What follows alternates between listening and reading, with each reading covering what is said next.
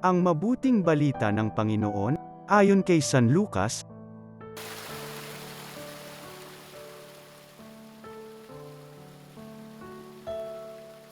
Noong panahong iyon, sinabi ni Jesus sa kanyang mga alagad, "Darakpin kayo't uusigin. Kayo'y dadalhin sa mga sinagoga upang litisan at ipabilanggo.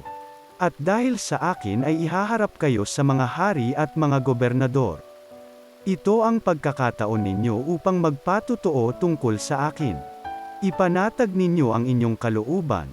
Huwag kayong mababalisa tungkol sa pagtatanggol sa inyong sarili, sapagkat bibigyan ko kayo ng katalinuhan at ng pananalitang hindi kayang tutulan o pabulaanan ng sinuman sa inyong mga kaaway.